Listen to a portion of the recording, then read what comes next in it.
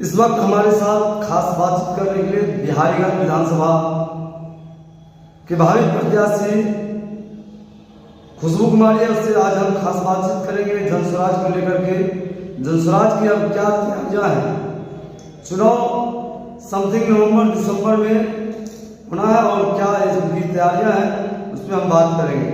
सबसे पहले तो मेरे चैनल में आपका बहुत बहुत स्वागत है। आपके चैनल को मेरी तरफ से बहुत बहुत धन्यवाद।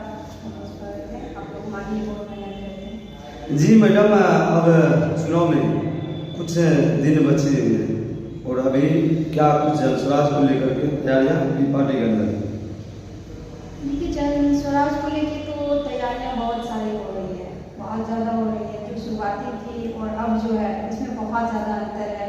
शुरुआती में हम लोग जब कभी रूरल एरिया में जाते थे तो लोग कहते थे कि नहीं जानते हैं, तो मुझे वहाँ से शुरू करना पड़ता था कि क्या ये नए प्रशांत जी हैं, ये नई पार्टी है जनस्वराज। अब लोग इसको जान चुके हैं, मुद्दे को भी जान चुके हैं कि उनका क्या मुद्दा है। अब उससे आगे हम लोग बढ़ रहे हैं। तो ये कहते हैं ना कि जनस्वराज जो है ना बस्ती बस्ती पहुँच चुकी है, गली गली पहुँचना बाकी है। अच्छा, गली गली पहुंचना बाकी है। हाँ, थोड़ा और मेहनत करना पड़ेगा, थोड़ा और बढ़ना पड़ेगा, थोड़ा गली गली और अच्छा, जिस तरह से पार्टियां में जदयू से राजद से लोग छोड़ करके अब जनस्वराज ज्वाइन कर रहे हैं और आप लोग जिस तरह से मेहनत कर रहे हैं, जनता को समझा रहे हैं, क्या लगता है 2025 में 243 सीट बिहार में जीत पाएगी प्रशांत किशोर जी जनस्वराज? मुझे लगता ही नहीं है, पूर्ण विश्वास है। मैं कहूँ तो अभी ही आप लोगों को मिठाई खिला दूँ कि हम लोग सरकार बना लिए हैं, हमारी सरकार बनेगी। क्योंकि देखिए, अब पहले में और अब में बहुत का अंतर है। पहले क्या होता था ना कि लोग सिर्फ ये जानते थे कि हमारे बड़ों ने, हमारे जो घर के फैमिली मेंबर है, बुजुर्गों ने जो फैसला किया है उन्हीं को वोट करना है। पर अभी का सिचुएशन अलग है। अभी लोग इस चीज़ को समझ रहे हैं कि उन्होंने क्या किया वो अपने हिसाब से किया है, मुझे क्या करना है मुझे अपने हिसाब से करना है। मुझे सिर्फ कुछ मुद्दों में भटक कर नहीं रहना कि वही जातिवाद, हिंदू मुस्लिम या फिर ऐसे किसी भी मुद्दों में भटक के नहीं रहना है। अब लोग समझ रहे हैं कि मेरी जरूरत क्या है, मेरी बेसिक चीज़ क्या है, कौन सी पार्टी जो है उसको पूरी कर रही है। तो वो इस चीज़ को समझ रहे हैं, अब उनसे आगे बढ़ रहे हैं और ये बहुत खुशी की बात है। जब महिलाओं के भी जाते होंगे वहाँ पे समझाने में बहुत समय लगता होगा, महिलाओं को बहुत सारे दुख भी आप लोग को झेलना पड़ता होगा, ये मेरे पास समस्या, ये सब देख रही होगी।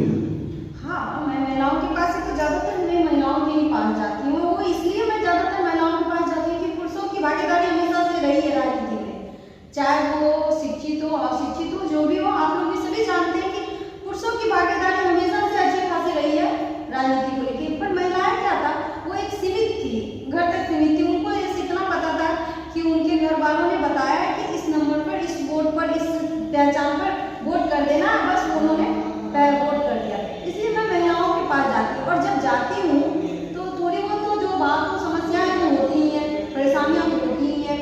लेकिन हाँ, ये बात है अब वो भी बदल चुकी है, समय बदले हैं, हालात बदल चुका है, तो महिलाओं की सोच समझ भी बदल चुकी है। अब उनकी भागीदारी सिर्फ घरों तक नहीं है सीमित, वो उनसे आगे भी बढ़ा है और वो राजनीति में भी अच्छी खासी भागीदारी ले रही है, मान रही है इस बात को। और उनको सबसे ज़्यादा है ना कि उनको सबसे अच्छा भी लग रहा है और सबसे ज़्यादा समस्या भी है यही पलायन को लेकर वो लोग भी बहुत ज़्यादा चिंतित रहती है। और जब मैं ये बताती हूँ कि इनका पहला ही नंबर पे है कि जैसे ही प्रशांत जी की सरकार आएगी, उनका पहला ही है कि हम पलायन को रोकेंगे, तो वो सबसे ज़्यादा इस बात से खुश हो रही है और बहुत अच्छे से समझ रही है पलायन के मैटर को, पलायन के मुद्दों को समझ रही है। कहीं ना महिलाएं की भागीदारी अब बढ़ती जा रही है, बहुत ज़्यादा बढ़ती जा रही है, बहुत ज़्यादा महिलाओं की। अच्छा खुशबू जी, एक घटना मुजफ्फरपुर में एक नाबालिग लड़की के साथ रेप करके फिर उसे ब्लेड से चीर दिया जाता है। उसके बाद वो पीएमसीएच पटना जाते हैं, जहाँ 4 घंटा तक एम्बुलेंस में बिठा करके रखते हैं, लड़की चिल्लाते रहते हैं एम्बुलेंस में। उसके बाद भी एडमिट नहीं होता और बाद में वो वहीं से दम तोड़ देते हैं। अब हर तरह से स्वास्थ्य विभाग के ऊपर सवाल खड़े, आपकी पार्टी किस तरह से उसके साथ, उस पीड़ित लड़की के साथ खड़ा है?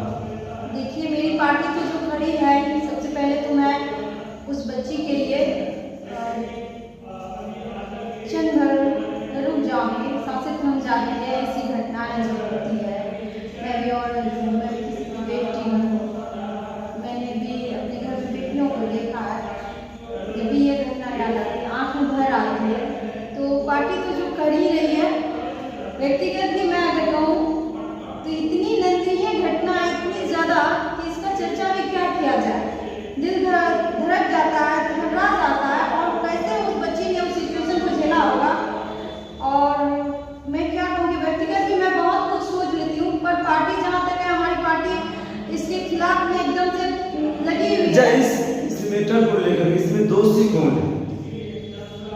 दोषी तो सीधी सी बात है कि देखिए, पहला दोषी तो वही है जिसने इन्होंने हरकत की। हत्या इतनी ज्यादा, मैं क्या बोलूं, तो वैसे सब भी नहीं है उसके लिए, उन्होंने ऐसा काम किया। दूसरा दोषी तो वो भी है कि कैसे एक लड़की का उन्होंने एडमिट नहीं किया। मैं बिहार सरकार से ये सवाल पूछना चाहती हूँ कि क्या हो रहा है उनके राज्य में? अरे लोग, कम से कम आप रोजगार नहीं दे सकते हैं, पर शांति तो दे सकते हैं। मौत भी हो तो इस तरीके की मौत, इस उम्र में ऐसी मौत, तो हम कहते हैं कि फिर क्या फायदा, हम कहते हैं किसी भी पार्टी का क्या फायदा। यूं ही हम कहते हैं ऐसी जिंदगी जो है इस पर कहीं से देखे और धरती नष्ट हो जाए, ऐसी घटनाओं के लिए दिल दहलता है। कहीं मैडम है इसमें लोग ये भी अब सवाल खड़ा कर ले, मंगल पांडे दोषी है, उसकी सिस्टम भ्रष्ट है, सरकार की नीति गलत है, नीतीश कुमार भ्रष्ट है, इस्तीफा दे देना चाहिए। बिल्कुल, क्या आपको ऐसा नहीं लगता है? बिल्कुल इस्तीफा दे देनी चाहिए। मैं खुद आपको कह रही हूँ कि आप मानिए कि आप उस बच्ची की जगह हैं, और तब मैं आपसे पूछती हूँ कि क्या बीतेगा आपके सामने? तो पूरी दुनिया ही गलत नजर आएगी, तो फिर सरकार की क्या बात है? ऐसी घटनाएं अगर होने लगे तो हम कहते हैं कैसे हम किसी और को कहेंगे आगे बढ़ने के लिए, कैसे अपने बच्चियों को बाहर भेजेंगे? बताइए, ऐसे ऐसे दरिंदे बैठे हुए हैं समाज में, और हमारी सरकार जो है वो आंख मूंद करके बैठी हुई, कोई फैसला नहीं, कोई प्रतिक्रिया नहीं।